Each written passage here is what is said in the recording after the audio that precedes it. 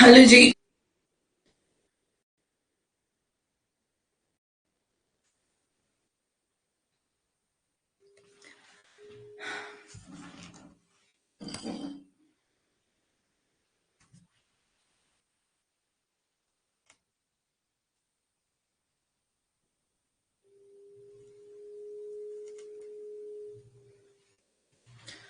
Class की notification आई आपको? मेरे पास तो आई नहीं। मेघा, ममता, प्रीति, अंकिता, अंजलि, विनोद, अंशिका, सुशीला। ठीक है, सबका स्वागत है आज की क्लास में। तबीयत कैसी है? तबीयत ठीक है, अभी पहले से काफी बेटर है। आप बताएं, आप कैसे हैं? सभी ठीक हैं? चलें, आज की क्लास को शुरू करते हैं। हम पढ़ रहे थे पाश्चात्य काव्य शास्त्र, और उसमें हमने प्लेटो को पढ़ लिया, अरस्तु को पढ़ लिया, और हमने और किसको पढ़ लिया? वर्ड्सवर्थ को पढ़ रहे हैं ना? मैं ठीक हूँ, ओके, गुड। तो चलते हैं, स्टार्ट करते हैं आज की क्लास को। सुबह हमने वर्ड्सवर्थ को पढ़ा था, और कुछ चीजें आपको समझाई थी मैंने। ठीक है, उच्च काव्य निम्न काव्य क्या है ये आपको समझाया था सुबह। किसी को कोई कंफ्यूजन है? सुबह वाली क्लास से, पिछले किसी भी क्लासेस से किसी को किसी भी प्रकार का कोई कंफ्यूजन है, कोई सवाल है तो आप पूछ सकते हैं जल्दी से, फिर हम आगे चलेंगे। उच्च भाषा निम्न भाषा के बारे में हमने सुबह बात की थी। काव्य रीति के बारे में, रूढ़ काव्य रीति क्या है उसके बारे में बात की थी। ठीक है। और अभी हम आगे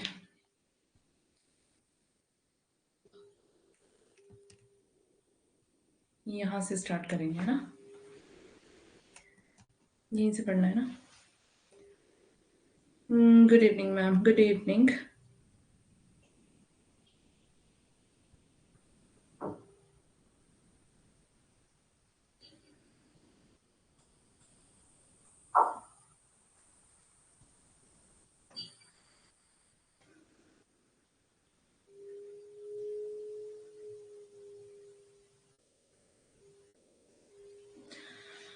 ठीक है, किसी का कोई सवाल नहीं है? सॉरी, माइक लगाना भूल गई थी। आवाज तो आ रही थी ना मेरी?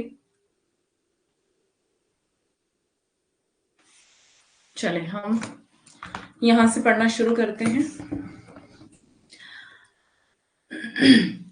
वर्ड्सवर्थ ने मनुष्यों की वास्तविक भाषा का स्वरूप भी स्पष्ट किया है। वास्तव में मनुष्यों की वास्तविक भाषा से उनका तात्पर्य उस भाषा से था। आ रही थी, ओके। उस भाषा से था जो भावों और विचारों के साथ स्वाभाविक रूप से जुड़ी हुई हो, और उन भावों और विचारों को सहज रूप से व्यक्त कर सके। ठीक है, तो मतलब वो ये चाह रहे थे कि भाषा जो है वो सरल हो, सीधी हो, ताकि जो पाठक है, जो दर्शक है, वो उस भाषा को बहुत ही अच्छे से समझ सके, स्वाभाविक रूप से वो जनता के साथ और जनता के विचारों के साथ, जनता के भावों के साथ जुड़ी हुई हो, है ना? तो आसानी से समझ आ जाने वाली भाषा वो चाहते थे। साधारण भाषा का अर्थ वर्ड्सवर्थ ने तुच्छ भाषा के रूप में नहीं माना है ना? तो मतलब उन्होंने निम्न भाषा को स्थान दिया है, तो इसका मतलब ये नहीं है कि वो तुच्छ भाषा है निम्न, है ना? यहाँ पे यही बात बता रहे हैं कि अगर इन्होंने निम्न भाषा को ज्यादा अहमियत दी है या निम्न भाषा को ज्यादा महत्व दिया है, तो इसका मतलब ये नहीं है कि उन्होंने तुच्छ भाषा को लिया हुआ है उसमें, है ना? निम्न भाषा से उनका ये मतलब है कि जो जनता को अच्छे से समझ में आ सके, जो उनके विचारों के साथ जुड़ी हो, जो भाषा उनकी भावनाओं के साथ जुड़ी हो, है ना? भावनाओं को छू लेने वाली भाषा, ऐसी भाषा काव्य में होनी चाहिए, वो ये कहना चाह रहे थे। उनका मत ये था, है ना? ऐसा बिल्कुल भी नहीं था कि वो तुच्छ भाषा होनी चाहिए। ठीक है, आगे है। इतना ही नहीं, वर्ड्सवर्थ ने प्रारंभिक काव्य भाषा और साधारण भाषा का अंतर भी स्पष्ट किया। प्रारंभिक काव्य भाषा और साधारण भाषा दोनों में क्या भेद है, उन्होंने ये भी स्पष्ट किया है। उन्होंने कहा कि प्रारंभ में काव्य की भाषा और साधारण भाषा में अंतर था। तो शुरू में काव्य की भाषा अलग थी, साधारण भाषा अलग थी, भेद था दोनों में, अंतर था दोनों में। इसका एक अन्य कारण भी था, उसमें छंद का प्रयोग पहले से ही हो चला था। यही कारण था कि उसके द्वारा लोग वास्तविक जीवन की भाषा की अपेक्षा अधिक प्रभावित होने लगे थे। क्या बता रहे हैं यहाँ पर कि उसमें छंद का प्रयोग पहले से ही हो रहा था, है ना? छंद का प्रयोग तो पहले से ही चला आ रहा था। और सुबह हमने छंद वाली भाषा और मुक्त छंद वाली भाषा दोनों ही मतलब मैंने आपको एक्सप्लेन किया था पूरा, है ना? तो यहाँ पे बता रहे हैं कि यही कारण था कि उसके द्वारा लोग वास्तविक जीवन की भाषा की अपेक्षा अधिक प्रभावित होने लगे थे। प्रभाव का यह कारण अर्थात छंद उनके वास्तविक जीवन से भिन्न था। तो मतलब जो छंद वाली भाषा है वो थोड़ी सी बनावटी जैसी है ना? क्योंकि उसमें छंदों का प्रयोग करना और बहुत सारी चीजों को मिक्स करके उसको लिखना, तो वो वास्तविक नहीं रह जाती है ना? वो वास्तविक से भिन्न हो जाती है। बाद के कवियों ने इसका दुरुपयोग करना आरंभ कर दिया। कालांतर में छंद इस असाधारण भाषा का प्रतीक बन गया। जिस किसी ने छंद में लिखना आरंभ किया, उसने अपनी प्रतिभा और सामर्थ्य के अनुसार उस शुद्ध और प्रारंभिक भाषा में अपनी भाषा मिला दी। जिस किसी ने छंद में लिखना आरंभ किया, उसने क्या किया? अपनी प्रतिभा और सामर्थ्य के अनुसार। प्रतिभा हमने पढ़ा था, प्रतिभा जन्मजात होती है, टैलेंट जिसको हम कहते हैं, और पावर, है ना? टैलेंट और पावर, प्रतिभा और सामर्थ्य के अनुसार उस शुद्ध और प्रारंभिक भाषा में अपनी भाषा मिला दी। और क्या कर दिया? उसको नई भाषा बना दिया, है ना? तो नई भाषा हो गई, वो नई भाषा बन गई जो मनुष्यों की वास्तविक भाषा नहीं रह गई थी। अब वो जो वास्तविक थी, रियल थी, नेचुरल थी, नेचुरल नहीं रह गई, है ना? बनावटीपन आ गया उसमें, क्योंकि उसमें मिक्स कर दिया गया। ठीक है? जिस चीज में हम क्या करते हैं, मिलावट करते हैं, है ना? मिलावट, अगर हम किसी भी चीज में मिलावट करते हैं तो वो शुद्ध नहीं रह जाती ना, उसमें शुद्धता नहीं रहती है ना? तो वो अशुद्ध हो जाती है, मतलब मिलावटी बनावटीपन उसमें आ जाता है। ठीक है? आगे है, वर्ड्सवर्थ ने काव्य भाषा के विवेचन के अंत में यह विचार व्यक्त किया है कि कल्पना और भाव की कृतियों की एक और केवल एक ही भाषा होनी चाहिए। इन्होंने क्या कहा? काव्य भाषा के विवेचन के अंत में इनका काव्य भाषा के विवेचन का मतलब कि जो इन्होंने सिद्धांत दिया है काव्य भाषा का सिद्धांत, उसी के जब इस पूरे सिद्धांत का इन्होंने विवेचन किया तो उसी के अंत में क्या दिया? एक विचार व्यक्त किया कि कल्पना और भाव की कृतियों की एक और केवल एक ही भाषा होनी चाहिए। कल्पना की और जो भाव की कृतियां हैं उनकी एक ही भाषा होनी चाहिए, चाहे वे कृतियां गद्य में हो या फिर पद्य में हो। छंद इस प्रकार की कृतियों के लिए ऊपरी अथवा आकस्मिक तत्व होते हैं।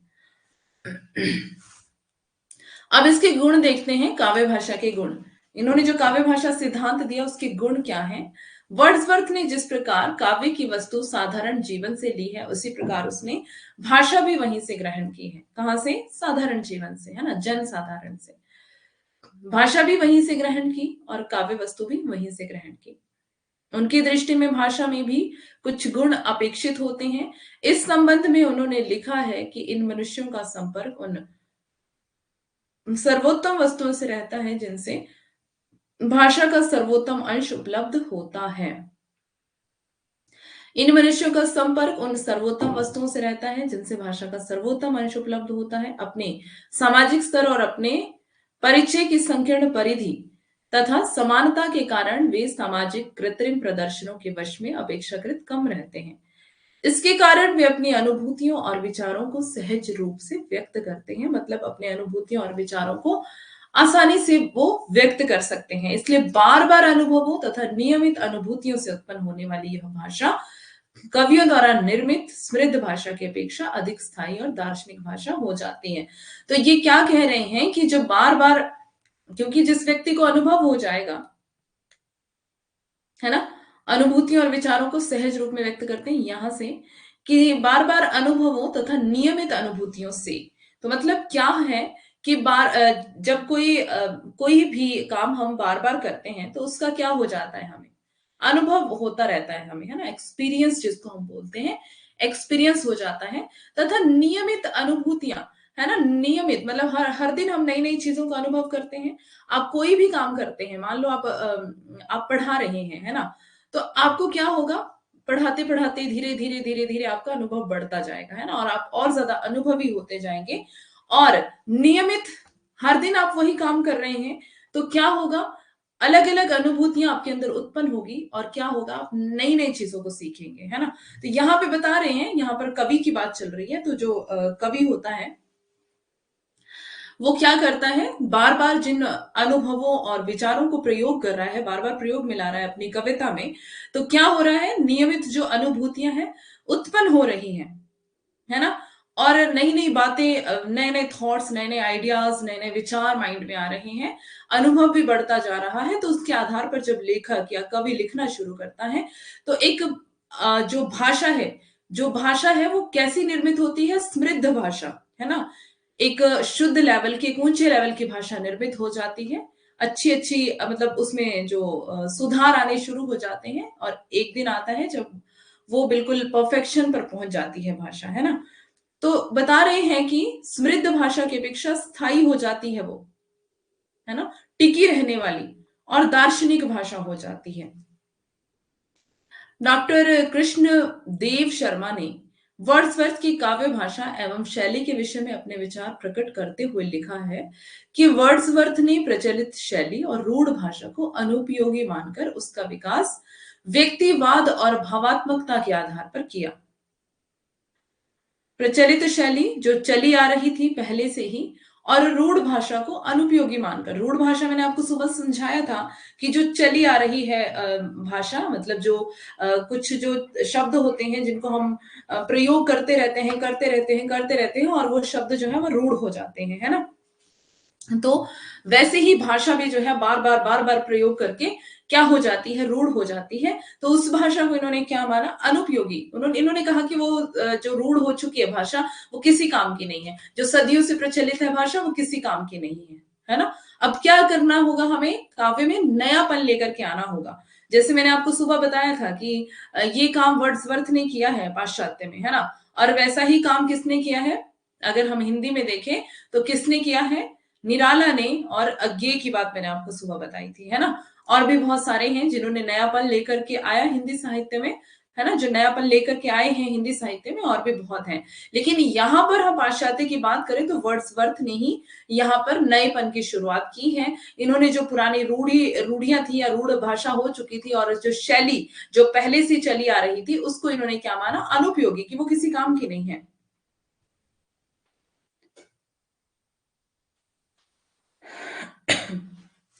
Good evening Anusuiya. ऐप पर कोई ऑप्शन नहीं आ रहा था। हाँ, मतलब मेरे पास भी नोटिफिकेशन काफ़ी लेट आई है, शायद कुछ प्रॉब्लम रही होगी नेटवर्क की। ओके, तो बता रहे हैं यहाँ पर कि इन्होंने उस भाषा को, उस शैली को अनुपयोगी माना कि उसका कोई उपयोग नहीं किया जा सकता। उसका विकास व्यक्तिवाद और भावात्मकता के आधार पर किया है। ठीक है? अ, उन्होंने परंपरागत शैली को विकृत, विरूपण, मिश्रित और भावहीन माना। तो जो वही परंपरागत शैली जो चली आ रही है, परंपरा जो चली आ रही है, उसको इन्होंने क्या माना? विकृत माना, खंडित माना, विरूपित माना, यानी कि जो रूप के विपरीत हो, है ना? उस और मिश्रित है जिसमें बहुत सारी मिलावट हो, तथा भावहीन जो कि जिसमें भाव ना हो, भावनाएं शामिल ना हो या भावनाएं सम्मिलित ना हो, इन्होंने ऐसा माना उस भाषा को। तो इन्होंने चाहा कि जो काव्य में कुछ नया परिवर्तन आए, कुछ नया हो, है ना? जो पुरानी रूढ़ियां हैं वो खत्म हो जाए। वैसे ही ठीक हिंदी साहित्य में निराला ने क्या किया? छंद मुक्त कर दिया कविता को, है ना? और अज्ञे ने क्या किया? क्या कहते हैं? देवता भी इन प्रतीकों की कर गए हैं कूच, कभी बासन अधिक घिसने से मुलम्मा छूट जाता है ना? देवता भी क्या कर चुके हैं? देवता भी इन उपमाओं का यूज कर चुके हैं और बहुत समय से ये चली आ रही है परंपरा, है ना? अब क्या मैं, मतलब तुम इतनी इतनी सुंदर हो तुम, क्या मैं तुम्हारी उपमा उस चांद से दूं क्या? है ना? अब वो चाँद भी जो है वो उपमा जो है वो घिस चुकी है अब, है ना? जो उपमा दी जा रही है, वो प्रतीक जो है वो अब घिस चुके हैं। अब वही तुम्हें नहीं देता रहूंगा बार बार, अब कुछ नया होना चाहिए भाई। अब हिंदी साहित्य में कुछ नया होना चाहिए। वैसे ही पाश्चात्य में कुछ नया करने के लिए कौन आए? वर्ड्सवर्थ। ठीक है। अब यहां बता रहे हैं टीएस इलियट की तरह वर्ड्सवर्थ ने भी सामान्य भाषा को अधिक उपादेय माना और उसी का समर्थन किया। तो इन्होंने भी टीएस इलियट ने भी और वर्ड्सवर्थ ने भी दोनों ने सामान्य भाषा को अधिक उपयोगी माना और समर्थन किया उसका। और वर्ड्सवर्थ से पूर्व कृत्रिम भाषा के लिए जो नियम उपनियम बनाए गए थे वे अर्थात वर्ड्सवर्थ उनके विरुद्ध थे, है ना। तो मतलब कि जो कृत्रिम भाषा के नियम और उपनियम पहले ही बने हुए थे, कृत्रिम मतलब बनावटी, जो बनावटीपन है था भाषा में, तो उनको क्या कर दिया इन्होंने, उनका विरोध किया इन दोनों ने, है ना। टीएस इलियट और वर्ड्सवर्थ, और स्पेशली वर्ड्सवर्थ की हम बात यहाँ पे कर रहे हैं। विशिष्ट काव्यगत उक्तियों, मानवीकरण और वक्रोक्ति आदि के भी विरोधी थे। तो ये जो मतलब जो विशिष्ट काव्यगत उक्तियां हैं, है ना, जिसमें ज्यादा चमत्कार हो, ऐसी वाली जो बातें होती हैं काव्य में। मानवीकरण मतलब जो मानव के रूप में जो प्रकृति को देखा जाता है ना, जैसे कि तुम्हारी क्या मतलब कुछ भी प्रकृति को नायिका के साथ, प्रकृति के सौंदर्य को नायिका के सौंदर्य के साथ जोड़ देना, है ना। अभी एग्जांपल याद नहीं आ रहा। तो प्रकृति के सौंदर्य को नायिका के सौंदर्य के साथ जोड़ देना, उसको कहेंगे मानवीकरण, या फिर नायक के सौंदर्य के साथ जोड़ देना, उसको मानवीकरण, है ना। तुम्हारे फूल जैसा तुम्हारा चेहरा और कलियों जैसा कुछ मतलब इस टाइप का, तो वो मानवीकरण है ना। और मतलब प्रकृति को मानवीय रूप दे देना या मानवीय रूप में प्रकृति को देखना, इसके भी ये विरुद्ध थे। और वक्रोक्ति के भी वे विरोधी थे। तो वक्रोक्ति क्या होती है? जो मतलब टेढ़ी बात बोलना, है ना। मतलब कि व्यंग्य करना, अर्थात कि किसी भी कोई सीधी बात को थोड़ा घुमा फिरा के बोलना, वक्रोक्ति, वक्र उक्ति, है ना। वक्र उक्ति, वक्रोक्ति को हम कैसे करेंगे? वक्र, इसका संधि विच्छेद, उक्ति, वक्र मतलब होता है टेढ़ा, टेढ़ा या फिर टेढ़ी। उक्ति मतलब की बात, तो टेढ़ी बात बोलना, है ना। मतलब बोलना बोलना है सिंपल बात को, लेकिन उसको घुमा के बोलना, उसको टेढ़े तरीके से बोलना। ठीक है। तो इसके भी ये विरुद्ध थे कि ऐसा भी नहीं होना चाहिए, ना मानवीकरण होना चाहिए, ना काव्यगत उक्तियां होनी चाहिए, ना वक्रोक्ति होनी चाहिए। काव्य में सीधा सीधा सरल भाषा होनी चाहिए कि सबको समझ में आ जाए बस। यहां तक कि वे काव्य रचना में विपर्य और वैषम्य के प्रति भी अरुचि प्रकट करते थे कि विषमता भी नहीं होनी चाहिए। अनावश्यक रूप से ठूंसी गई पौराणिक कथाएं, तो मतलब उनकी आवश्यकता नहीं है पौराणिक कथाओं की, पर वो भर दी हैं काव्य में बिना मतलब से, है ना। और काव्य को बहुत बड़ा बनाने के लिए, बहुत वाइड, बहुत विशाल बनाने के लिए क्या कर दिया, उसमें ठूस दिया गया है पौराणिक कथाओं को। और भावाभास, भाव और आभास तथा दंत कथाओं को, है ना, वर्ड्सवर्थ ने क्या माना? रुचिकर नहीं माना। वो बोलते हैं कि बोर करती हैं ये चीजें, बोरिंग है ये सारी पौराणिक कथाएं, दंत कथाएं, क्योंकि उनमें सच्चाई नहीं है कोई भी, है ना। जो दंत कथाएं हैं झूठ होती हैं, तो इसमें कोई सच्चाई नहीं है, तो ये भी व्यर्थ है, जो फालतू में ठूसती जाती है। ये रुचिकर नहीं है, ये क्या है? बोरिंग है ना। बोरिंग है ये, बोर करने वाली है ये। तो आगे कहते हैं समग्रता व कृत्रिमता तथा सीमित काव्य रूपों को मान्यता देने के विरुद्ध थे।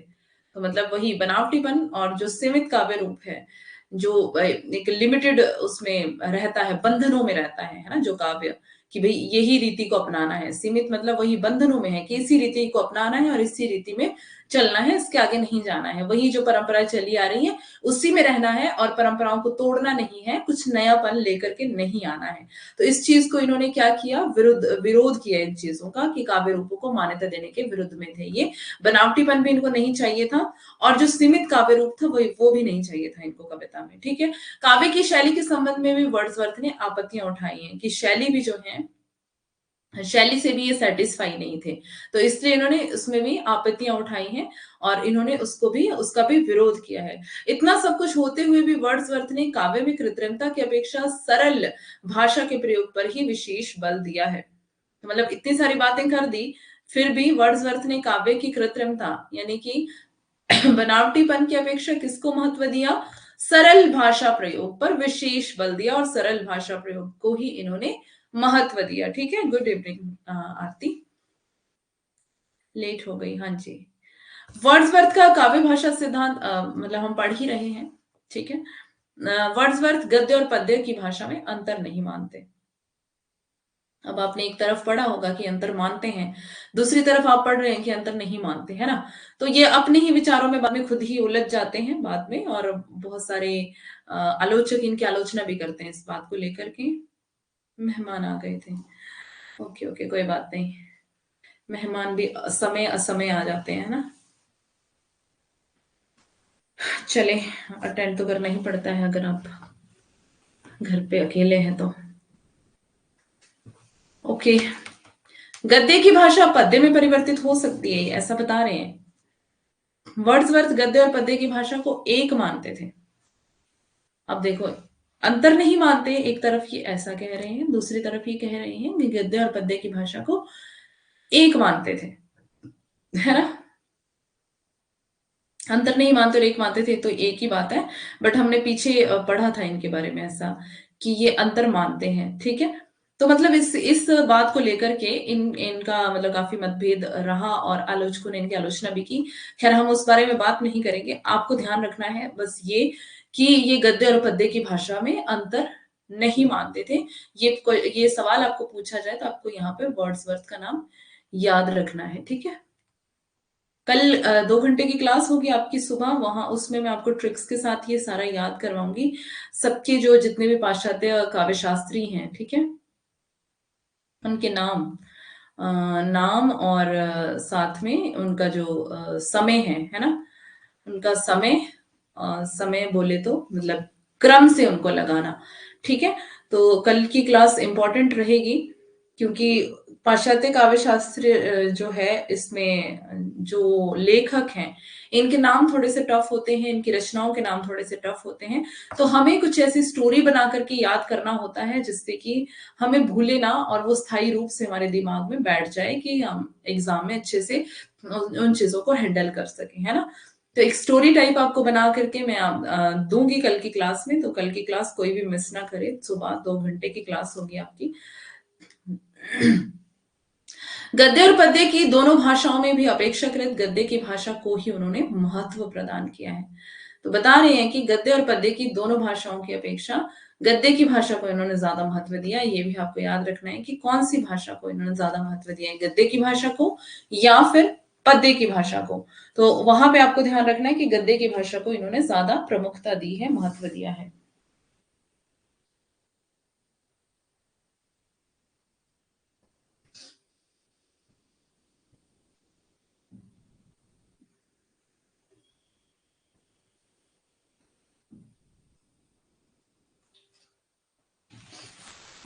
ठीक है, यहाँ तक किसी को कोई कंफ्यूजन है तो बता सकते हैं। संडे है, हाँ जी बिल्कुल संडे है। ये हम बहुत अच्छे से जानते हैं कि कल संडे है। और कहीं जाना भी नहीं है आपको कल, है ना? छुट्टी है ना, इसलिए। अपनी गद्यमय भाषा के समर्थन में वर्ड्सवर्थ ने यहां तक कहा था कि दोनों भाषाओं की अभिव्यंजना करने वाली इंद्रियां तथा दोनों को ग्रहण करने वाली इंद्रियां एक ही हैं। अब जो गद्य वाली भाषा है और पद्य वाली भाषा है, तो इन्होंने गद्य वाली भाषा का समर्थन किया है, ये जो हमने पीछे पढ़ लिया पिछले स्लाइड में, कि इन्होंने गद्य की भाषा को ज्यादा महत्व दिया है ना?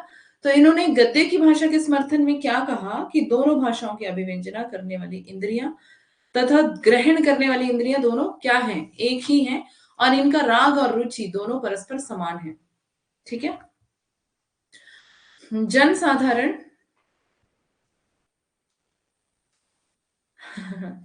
नो मैम, बस आपके पास आना है पढ़ने के लिए। वेलकम है मेघा, आ जाओ। कल तो अच्छे से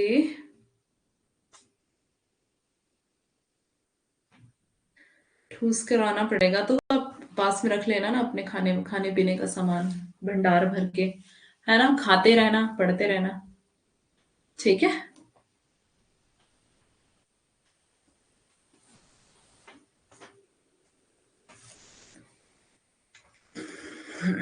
दोनों भाषाओं की अभिव्यंजना करने वाली इंद्रियां और दोनों को ग्रहण करने वाली इंद्रियां एक ही है और इनका राग और रुचि दोनों परस्पर समान है। जनसाधारण की भाषा में वर्ड्सवर्थ का तात्पर्य था जिसे उन्होंने अपने ग्रंथ लिरिकल बैलेट्स के अतिरिक्त किसी भी अन्य ग्रंथ में प्रयोग नहीं किया है। तो जनसाधारण की भाषा कौन सी भाषा? निम्न लेवल वाली, है ना? हाँ मैम, ये आइडिया सही है।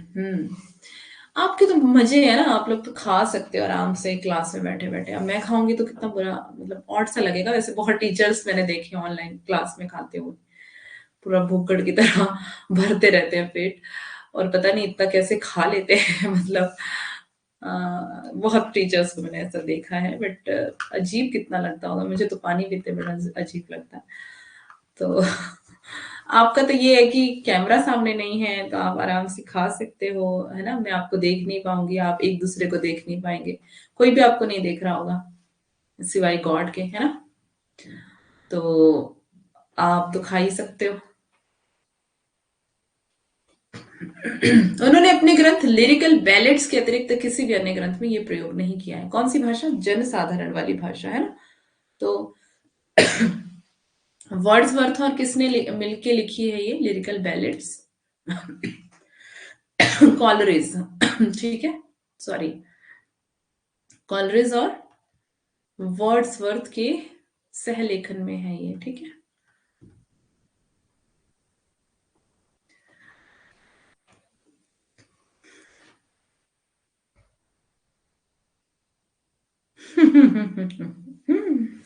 खा लेना, पर ज्यादा अच्छी चीजें मत खाना, नहीं तो लालच आ जाएगा, है ना, मुंह में पानी आ जाएगा। कैमरा हटा कर खा लीजिए। नहीं, अच्छा नहीं लगता क्लास में ना। हाँ, कई बार पानी पी लेती हूँ, चाय पी लेती हूँ, लेकिन थोड़ा थोड़ा, कैमरा बंद करके। 1895 में लिखी थी, वेरी गुड विनोद। इसके ये 4 भागों में था ना, यही थी ना 4 भागों में रचना, लिरिकल बैलेट्स, या फिर कोई दूसरी है वो? बताइए, टेस्ट लेते हैं आपका।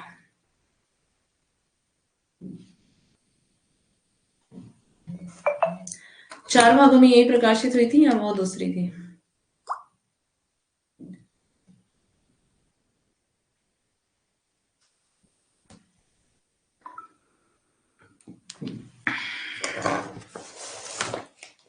हम्म, यही थी। तो फिर आपने 95, 1895 कैसे बोला? ये मुझे जवाब चाहिए एक्चुअली, इसलिए ही मैंने पूछा। यही थी मैम, डेफिनेटली। अच्छा, श्योर हो आप? ओके, ये अच्छी बात है कि आप श्योर हो, है ना। लिरिकल बैलेट्स 4 भागों में थी, तो आपने 1895 कहा ना? 1895, वो कैसे, वो क्या सोच के कहा आपने विनोद? 1895 में स्टार्ट हुई थी? अच्छा, 1815 में तो इसका चौथा संस्करण भी आ गया था। हाँ, मेघा ने बताया, देखो। अरे, 1815 में तो इसका चौथा संस्करण आ गया था, तो फिर आप 1895 कैसे कह रहे हो? वो मतलब मैं समझी नहीं बात को, वो थोड़ा सा हमको कंफर्म कीजिए।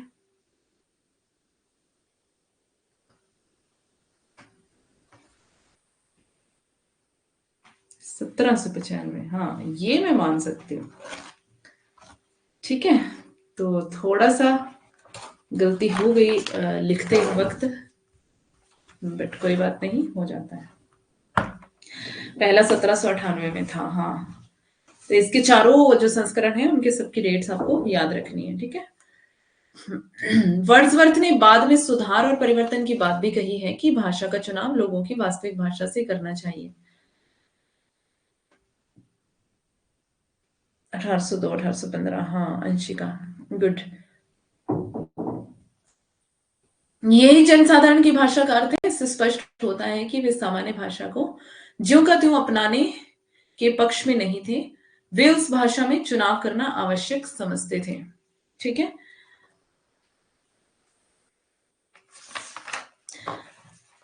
आपको जो मैं कल करवाने वाली हूँ ना, उसमें पता है क्या है? उसमें कुछ नाम है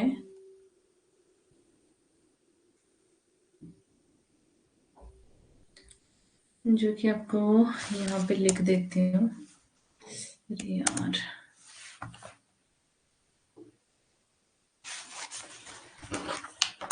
मतलब कल आपको ऐसा ना लगे कि हम कुछ दूसरे गोला की बातें पढ़ रहे हैं, है ना। अगर आप पाश्चात्य पहले पढ़ चुके हैं तब आपको पता होगा, क्योंकि मास्टर्स में आपने पढ़ा होता है। रही है रही है रही है रही है रही है ना। तो उनके लिए थोड़ा सा लगेगा कि हमने ये नाम नहीं सुने हैं। तो एक बार मैं ये नाम आपको आज बता देती हूँ ताकि कल को आपको नया ना लगे। ठीक है। प्लेटो, अरस्तु, लॉन्जाइनस। ठीक है। भंडारा है कल यूनिट 3 का। सबको पेट भर के खाना है। अच्छा बेटा। हाँ, सही बात है। मुझे तो दूसरे गोला का ही लग रहा है। हाँ अंजलि, अभी आपकी मास्टर्स चल रही है ना। मैं पढ़ चुका हूँ विनोद। अच्छा, 1795 कॉलेज से फ्रेंडशिप किए थे। अच्छा, ये भी सही है। सही कहा था अंजलि। हाँ अच्छा मेघा, ओके ओके ओके। 1795 में फ्रेंडशिप हुई थी इनकी। अच्छा एक मिनट में मैं तो चेक कर ही लेती हूँ इसको। कल ही तो मैंने करवाया है ये, है ना। हम्म।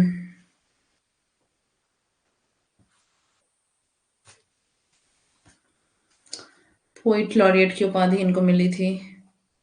अच्छा, मित्रता मैंने बताया था ना कल, 1795 में की थी। हाँ, 1798 में लिखी है इन्होंने। आपने कहाँ से देखा था विनोद ये? हम्म।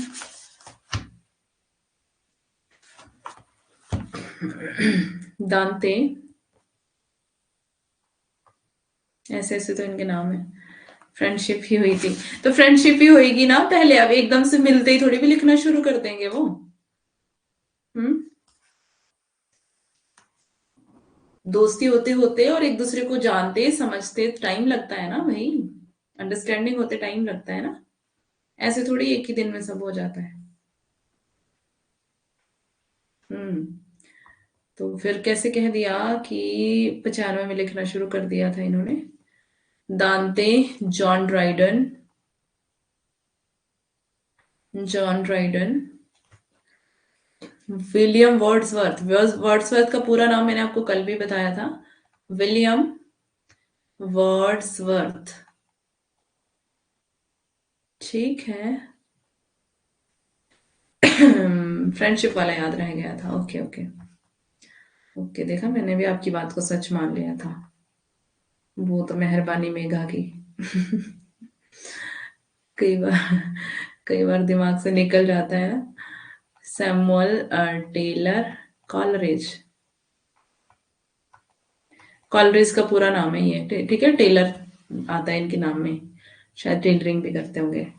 जैसे जैसे एग्जाम पास आ रहा, जितने उसके पास आने की खुशी, उतना ही अंदर से ये लगता है अभी तो और टाइम मिल जाता, बहुत पढ़ना है अभी।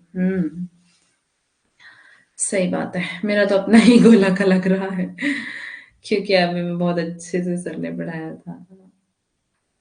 कोई भी क्लास मिस नहीं करी की थी। हाँ अच्छा है। देखो काम आता है ना हमारा पढ़ा हुआ, हम कभी भी पढ़े उसको, है ना। शैली, किरकेगार्ड, किरकेगार्ड ऐसा नाम है जी इनके। कार्ल मार्क्स, कार्ल मार्क्स को तो आप जानते ही हैं, है ना।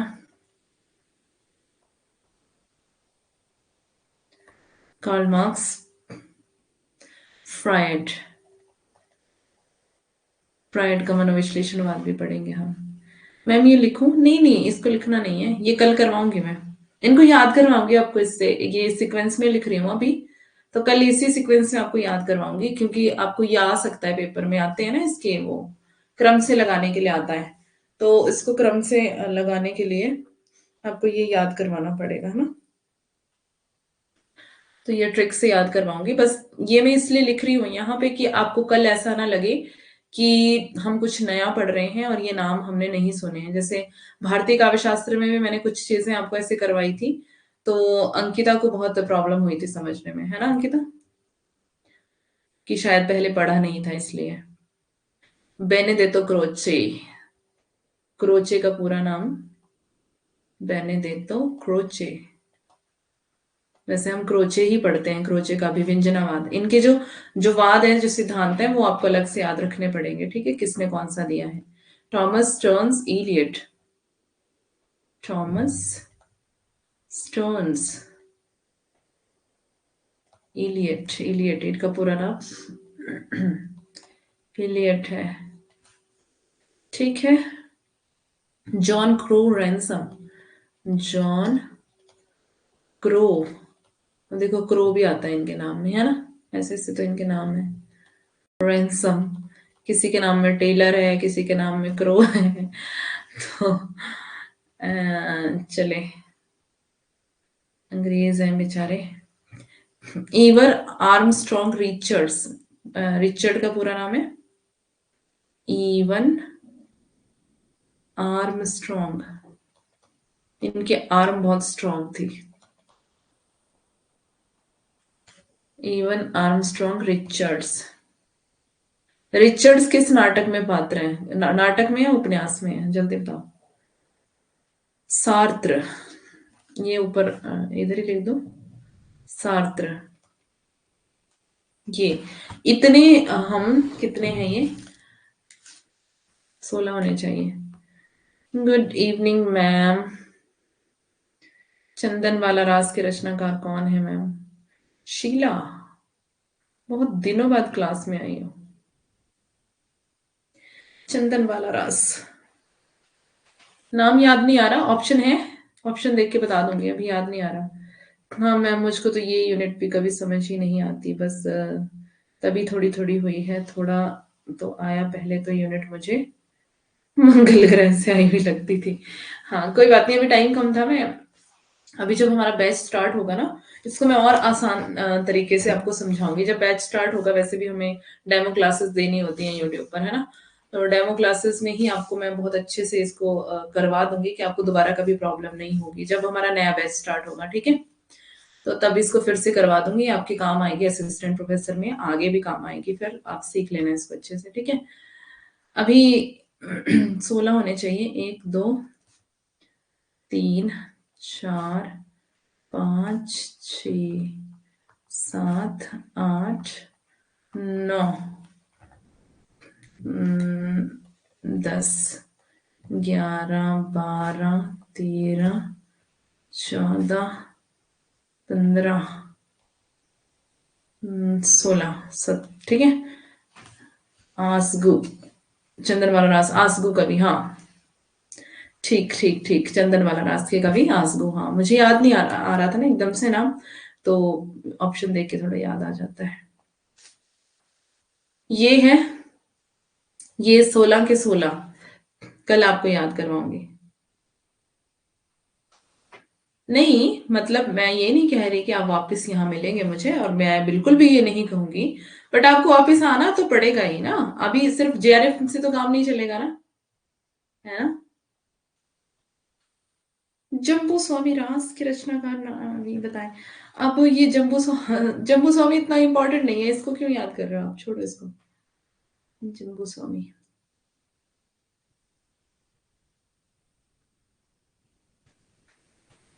देखो मेरा मेरा बिल्कुल ये मकसद नहीं है कि आप फिर से यहाँ वापस आए, मैं बिल्कुल ये नहीं चाहती, सबका आपका जेआरएफ हो। लेकिन मेरा एक्चुअली कहने का मतलब ये है कि आप सिर्फ जेआरएफ करके थोड़ी भी चले जाएंगे यहाँ से, आपको असिस्टेंट प्रोफेसर नहीं बनना है क्या, है ना। और मेरी तो पहले दिन से यही कोशिश है कि आपको सिर्फ जेआरएफ की तैयारी नहीं करवा रही हूँ, आपको कौन सी तैयारी करवा रही हूँ, सीधा बड़े लेवल की, है ना, ठीक है। तो जो स्टडी अभी आप कर रहे हो ना, ये मैंने 2019 से स्टार्ट की थी, 2019, और कितने साल हो गए मुझे ये पढ़ते हुए? 4 साल हो गए ना। मैंने 4 साल बिना किसी काम के यही स्टडी की है ना, हिंदी साहित्य ही पढ़ा है बिना किसी अदर एग्जाम के, ठीक है, सिर्फ यही पढ़ा है। और मेरे पास इतना मटेरियल है, इतना ज्यादा, मैं चाहती हूँ कि सबके सब आप दे दूं। वैसे मैं काफी दिनों से इसीलिए परेशान थी, मैंने सर को भी कहा था कि मैं इतनी हम्म, जम्बू स्वामी ही है इसके रचनाकार। आप कहाँ से देख रहे हो भाई साहब? असिस्टेंट प्रोफेसर की प्रेपरेशन भी आप कराओगे क्या? तो अभी क्या करवा रही हूँ, ये असिस्टेंट प्रोफेसर में भी तो यही काम आता है, सब यही तो पढ़ना होता है आपको। एक्चुअली आपको सारा हिंदी साहित्य आना चाहिए, दैट्स इट। ठीक है, शुरू से लेकर अंत तक, आदिकाल से लेकर के लास्ट तक आपको आना चाहिए। ठीक है, हिंदी साहित्य, वही असिस्टेंट प्रोफेसर की भी तैयारी है। मैंने पूरा फॉर्म फिल नहीं हुआ मेरा अभी तक, पता नहीं मेरा अभी कैसे होगा। मेरे और भी एग्जाम हैं और साथ में शादी भी है आपकी प्रियंका मैम की, तो वो घर की बात है। थोड़ा सा पढ़ाई करने में मुश्किल हो जाएगी, क्योंकि पढ़ना तो मुझे भी पड़ेगा, है ना, रिवीजन करना पड़ेगा मतलब। देखते हैं बाकी जो भी हो। तो फॉर्म भरा है, आधा भरा है, लेकिन अभी फोटो और साइन अपलोड नहीं किए थे क्योंकि उसमें साइज मांग रहा था और वो करना नहीं आ रहा था। फिर मैंने सोचा इसको सीखना पड़ेगा, तो इसको कल कर लूंगी। और कल पे छोड़ के मैंने आज पे छोड़ा था, आज फिर कल पे छोड़ दिया है। नेट तो क्लियर हो जाए तब असिस्टेंट प्रोफेसर का सोचा है, हो जाएगा। नेट नेट कोई बड़ी बात नहीं है। ठीक है, तो मैं बता रही थी, मैं सर को बोल रही थी कि बहुत कुछ है पढ़ाने के लिए। हालांकि मैंने 4 साल इतना पढ़ा है, आपको मैं एक बैच में वो सब नहीं करवा सकती हूँ। 6 महीने में इतना सब खत्म नहीं होगा। जो 4 साल में मैंने चीजें पढ़ी हैं, वो आपको एक महीने में, 6 महीने में कैसे दे सकती हूँ, 3 महीने में कैसे दे सकती हूँ, है ना, टाइम लगता है। मेरा मेन था मैम थोड़ा एक्स्ट्रा अलग से पढ़ाओगे क्या, ये पूछ रही हूँ। अच्छा, तो अलग से देखो, ऐसा होता है कि मान लो हम किसी एग्जाम की तैयारी करवा रहे हैं, जैसे कि अभी एमपी असिस्टेंट प्रोफेसर की निकली है वैकेंसीज, है ना। अब आप में से किसी का नेट क्लियर है तो एमपी असिस्टेंट प्रोफेसर भर लो। उसका सिलेबस भी बहुत ज्यादा वाइड नहीं है, छोटा सा सिलेबस है, मतलब मेरे पास आई भी थी उसकी डिमांड की उसकी तैयारी करवा दो हमें। क्योंकि मैंने पहले भी दो तीन तीन लड़कियों को मैं पढ़ाती थी इससे फिलर फॉर्म से पहले टेलीग्राम पर, तब फिलर फॉर्म को नहीं जानती थी। तो उनको मैंने नेट जेआरएफ की तैयारी करवाई थी, ऐसे ही फोन पे, टेलीग्राम पे, कॉल पे, मतलब मैं अपनी भी तैयारी कर रही थी तो उनको भी पढ़ा देती थी साथ साथ में। हरियाणा में भी निकलेंगी, हाँ। हरियाणा में निकलेंगी, यूपी में निकलेंगी, राजस्थान में, हर जगह निकलेंगी, है ना। तो ये तैयारी एक ही होती है, बस थोड़ा सा सिलेबस आगे पीछे होता है। मान लो आपके सिलेबस में राम की शक्ति पूजा है, वहां पर निराला की कोई दूसरी कविता होगी, है ना। या फिर आपकी आपके सिलेबस में जूही की कली है तो उसमें कोई होगी निराला की कविता लेकिन कोई दूसरी होगी, है ना। तो ऐसा बस थोड़ा थोड़ा फर्क होता है सिलेबस में, तो उसके हिसाब से तैयारी हो जाती है। पहले मुझे मैंने जिन लड़कियों को पहले तैयारी करवाई थी नेट जेआरएफ के लिए करवाई थी, मतलब तो वो ही मुझे कह रहे थे, वो एमपी की हैं, 3 लड़कियां हैं एमपी की हैं, तो तीनों ही वो मुझे बोल रही थी कि मैम हमें तैयारी करवा दो। मैम तो नहीं, वैसे मुझे दीदी बोलती हैं। चिंतामणि भाग 4 का परफेक्ट प्रकाशन वर्ष। अच्छा शीला, आज आप मतलब ये प्रकाशन वर्ष पूछने ही क्लास में आए हो? क्योंकि बहुत दिनों बाद मैंने आपको देखा है ना। आने वाली है, अभी आई, अभी आई ना, हाँ। अभी देखो पीजीटी की निकली है हिमाचल में, अगर किसी ने भरना है, अगर किसी के पास बीएड है तो आप वो भी भर सकते हो। 500+ पोस्टें हैं, अगर बीएड है किसी के पास, अगर आप में से किसी के पास भी बीएड है तो भर लेना उसको। ठीक है, क्योंकि यही सब आना है जो यहाँ पे हम पढ़ रहे हैं ना, यही सब आएगा उसमें। ठीक है, जो हम पढ़ रहे हैं नेट जेआरएफ के लिए, नेट जो है वो सारे एग्जाम्स पे भारी है। ठीक है, जो जिस बच्चे ने नेट की तैयारी कर ली वो समझ लो असिस्टेंट प्रोफेसर की तैयारी हो रही है उसकी। ठीक है, आप समझ लो टीजीटी पीजीटी की तैयारी हो रही है। ठीक है, और भी जितने सेट है और जितने मतलब स्टेट लेवल की और नेशनल लेवल के जितने भी एग्जाम हैं, वो सब नेट वाले एग्जाम में कवर हो जाते हैं। अगर आपको नेट के लिए आपकी सारे कॉन्सेप्ट क्लियर है तो समझ लो आप सारे एग्जाम देने के लिए सही हो, मतलब सही रास्ते पर हो। ठीक है, तो बीएड नहीं किया ना मैम, जो है बस ये नेट ही है, वही तो मुश्किल है। मैंने भी बीएड नहीं किया है और यहाँ पर ही मुश्किल हो जाती है। तो जिसके पास बीएड है मैं उनके लिए कह रही हूँ कि वो कर सकते हैं, है ना। और वैसे भी ये टीजीटी पीजीटी तो छोटा लेवल है ना। असिस्टेंट प्रोफेसर अगर आप बन जाते हैं तो बड़ी बात वो है। ठीक है, तो अपना गोल जो है वो बड़ा रखें, अपना सपना जो है बड़ा रखें। जितना बड़ा आपका सपना होगा, आपका मतलब जो रास्ता है वो भी मतलब वहां तक पहुंचने के लिए आपके लिए इजी हो जाएगा। क्या कर सकते हैं, सॉरी मेरा नेटवर्क कट गया था। किस किस बात के लिए क्या कर सकते हैं श्वेता? शीला, रिकॉर्डेड क्लास देख रही हूँ मैम, और हम ये मेरा शुरुआत है तो थोड़ा परेशान हूँ। शीला, शुरुआत है। अच्छा, तो अभी मैं आपसे बात नहीं कर सकती हूँ। तो ऐसा करना कि मुझसे बात कर लेना। अब यहाँ रेज हैंड का ऑप्शन होता तो आपको गाइड कर देती मैं अभी। अच्छा, अभी बीएड की कुछ बात कर रहे थे। हाँ, मैं बोल रही थी जिसके बाद बीएड है वो हिमाचल पीजीटी का फॉर्म भर लो। ठीक है, एमपी में असिस्टेंट प्रोफेसर के निकले हैं, बहुत इजी सिलेबस है। मैं बन जाऊंगा, बिल्कुल बन जाओगे, बिल्कुल। ठीक है, बस पढ़ाई पे फोकस करना है ना। इधर उधर की बातें करके चले गए क्लास से, और हो गया, क्लास हो गई, थोड़ा मनोरंजन हो गया, बातचीत हो गई, हंसी मजाक हो गया, सिर्फ उतने से काम नहीं चलता है ना। अगर आप सीरियस हैं पढ़ने के लिए तो बिल्कुल आपका होगा, 100% होगा, है ना। तो बाकी चीजों के लिए लाइफ पूरी पड़ी होती है हमारे पास। 100% आपका, आप असिस्टेंट प्रोफेसर बनेंगे। पूरी पूरी लाइफ पड़ी है हर चीज के लिए, है ना।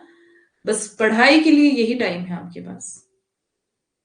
मुझे इंटरव्यू में कुछ आता नहीं है। देखो, इंटरव्यू की छोड़ दो बात, उसके लिए आपको अलग से वो करना पड़ता है ना, ज्वाइन करना पड़ता है। वो तो किसको नहीं आता किसी को नहीं आता। इंटरव्यू के कुछ वो रहते हैं, क्राइटेरियाज रहते हैं। तो उसके लिए भी आपको अलग से कोचिंग लेनी पड़ती है इंटरव्यू के लिए। अगर आपको असिस्टेंट प्रोफेसर का इंटरव्यू देना है, उसमें आपको थोड़ा सा वहां, क्योंकि साइकोलॉजिस्ट बैठे होते हैं तो वो थोड़ा सा चेक करते हैं आपका आपका फेस रिएक्शन चेक करते हैं, आपकी जो हैंड्स की पोजीशन क्या है, बैठने की पोजीशन क्या है, और आपका जवाब देने का तरीका क्या है, आप डर रहे हो, हकला रहे हो, ये सारी चीजें वो देखते हैं। ठीक है, तो इसके लिए आपको ना डेमो क्लासेस मतलब ज्वाइन करनी पड़ती है, वो बात की बात है। ठीक है, उसके लिए बाद में आपको गाइड कर दूंगी। पहले टेस्ट तो निकालो, है ना। हिमाचल की लैंग्वेज यही है क्या जो आप बोलते हो? यही है, हिंदी बोलते हैं यहाँ पर, हिमाचल में हिंदी ही चलती है। आपको भाषा वाला पोर्शन करवाया था ना, क क्षेत्र ग क्षेत्र ख क्षेत्र ग क्षेत्र करवाया था ना। तो हिमाचल कौन से क्षेत्र में आता है? हम्म।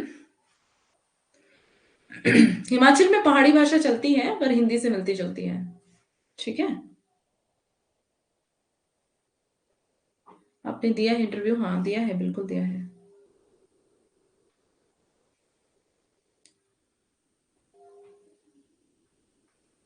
बिना तैयारी के दिया है। इंटरव्यू की तैयारी करनी पड़ती है भाई, ऐसे नहीं होता, है ना।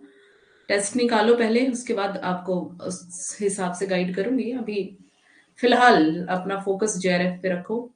ठीक है, आप जिस एग्जाम की तैयारी कर रहे हैं ना, ये समझ लो दुनिया का सबसे बड़ा लेवल का एग्जाम है। इस बाकी एग्जाम इसके नीचे ही है, इसके अंडर ही है। असिस्टेंट प्रोफेसर हो, टीजीटी हो, पीजीटी हो, सेट हो, और भी जितने एग्जाम होते हैं, ठीक है, जिसमें हिंदी साहित्य आता है, वो सब इसके इससे छोटे ही हैं। नेट नेट से छोटे ही हैं सारे एग्जाम। तो अगर आपकी तैयारी नेट के लिए सही है और आपके कॉन्सेप्ट क्लियर हैं तो फिर कोई दिक्कत नहीं है आपको। उत्तराखंड में वैकेंसी कब से नहीं आई, कोई आइडिया है आपको? मुझे वहां का ही असिस्टेंट प्रोफेसर बनना है, ड्रीम है वहां। अच्छा, केदारनाथ भी है। ओके, उत्तराखंड का नहीं पता मुझे। अच्छा, आपको उत्तराखंड पसंद है? पहाड़ी एरिया है ना वो भी। मैं अब दिन रात एक करके पढूं तो मेरी हो जाएगा जेआरएफ। अब भी टाइम है ना। विनोद आपका हो जाएगा। ठीक है, आप पढ़ो पढ़ो अच्छे से बस। वैसे आपका अच्छा है, काफी मेहनत कर रहे हो आप। बस और थोड़ा सा एफर्ट्स लगाओ, है ना।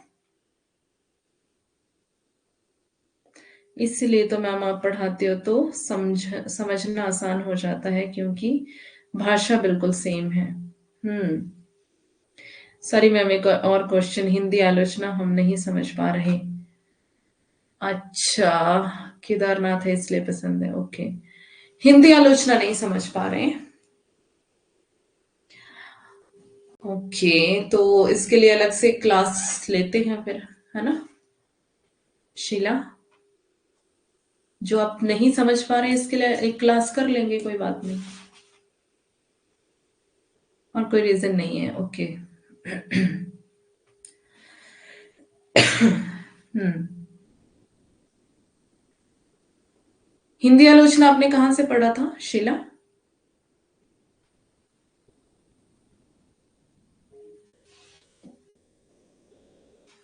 कहाँ से पढ़ा है हिंदी आलोचना, पहले तो ये बताओ। तो कल आपको ये सारे याद करवाऊंगी, ठीक है, 16 के 16। और इनकी रचनाओं की भी कोशिश करेंगे कि याद हो जाए आपको। तो फिर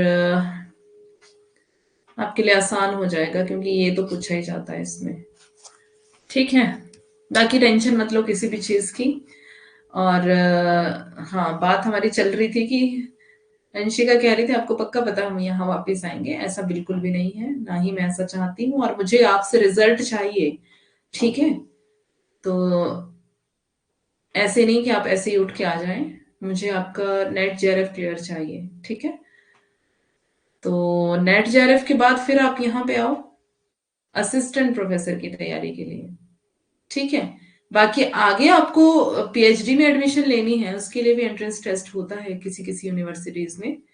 कहीं कहीं पर तो ऐसे ही चल पड़ता है जेआरएफ के बेस पे। और काउंसलिंग में थोड़ा डॉक्यूमेंट्स वगैरह चेक करते हैं, डॉक्यूमेंटेशन होता है। तो मास्टर्स में परसेंटेज चाहिए होती है, अलग अलग क्राइटेरिया अलग अलग यूनिवर्सिटीज का रहता है। पर अगर आपने जैसे डीयू है ना, अगर आपने अच्छी अच्छी यूनिवर्सिटीज का भरना है और वहां से करना है आपने क्या कहते हैं पीएचडी, तो उसके लिए आपका एंट्रेंस होता है, एंट्रेंस टेस्ट। तो इसके लिए भी आपको यही तैयारी करनी है, तो उसके लिए भी आपको यहीं पे आना पड़ेगा, है ना। बाकी तो आपकी मर्जी है, आपको जिससे अच्छा लगता है आप पढ़ सकते हैं।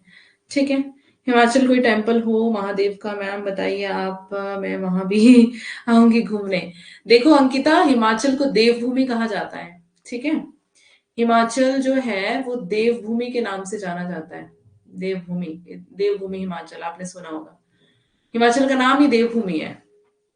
और यहाँ पर ना हर हर एक मोड़ पे, यहाँ फिलर फॉर्म पे विनोद मेरे घर आने का तो नहीं सोच रहे हो? फिलर फिलर फॉर्म की बात कर रही हूँ बेटा। तो हर मोड़ पे यहाँ मंदिर मिलता है, ठीक है, किसी न किसी देवता का। शिव के भी बहुत सारे हैं, तो किसी न किसी देवता का हर मोड़ पे मंदिर है। कोई भी मोड़ ऐसा नहीं होगा, आपको नहीं मिलेगा। कोई भी मोड़ ऐसा नहीं मिलेगा जहां मंदिर ना होगा, ठीक है। तो यहाँ पर मंदिरों की कमी नहीं है। ओके अंकिता। चलो, टाइम भी हो गया है, कल सुबह की क्लास में मिलते हैं। पढ़ा दूं थोड़ा, या क्लास है आपकी तो, है ना।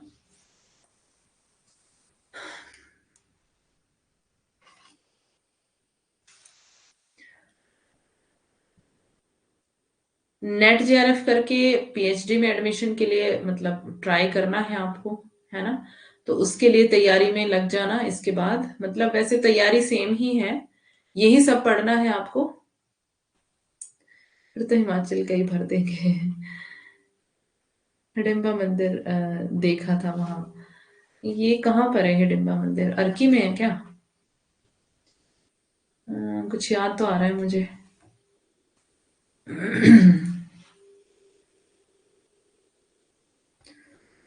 हम्म।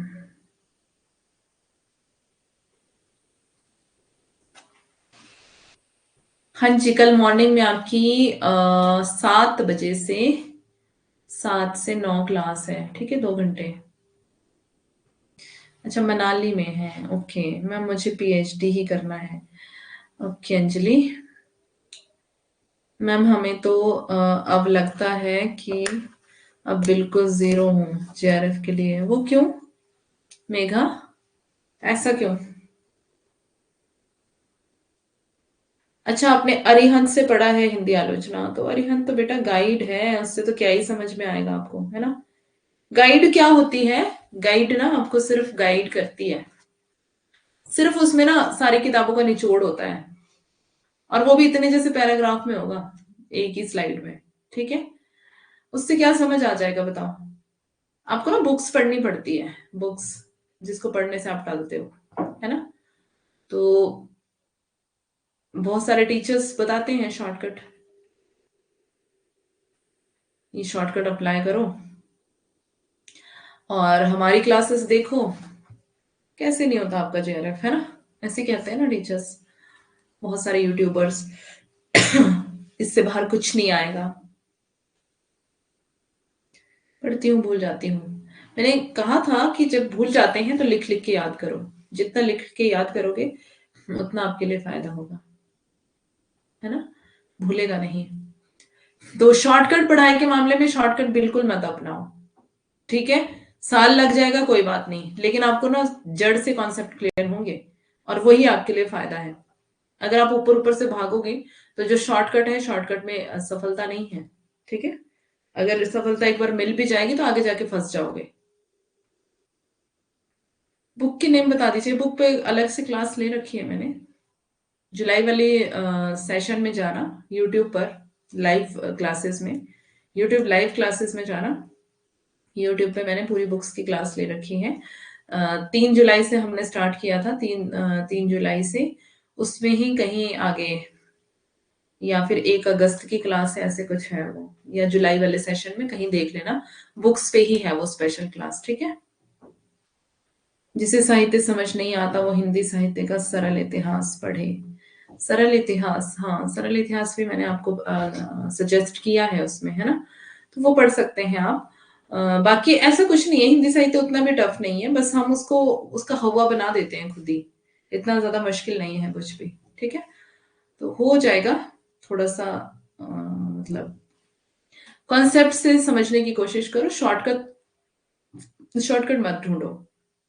ओके, नेक्स्ट क्लास का टाइम हो गया है, अब जाए, मैं भी जाती हूँ, है ना। कल सुबह मिलेंगे, तैयारी के साथ आइएगा, कल भंडारा है अंकिता के कहने के अनुसार, ठीक है।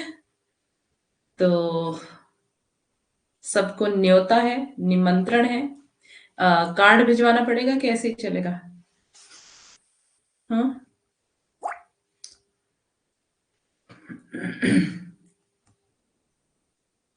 कार्ड तो नहीं भिजवाना पड़ेगा ना किसी को?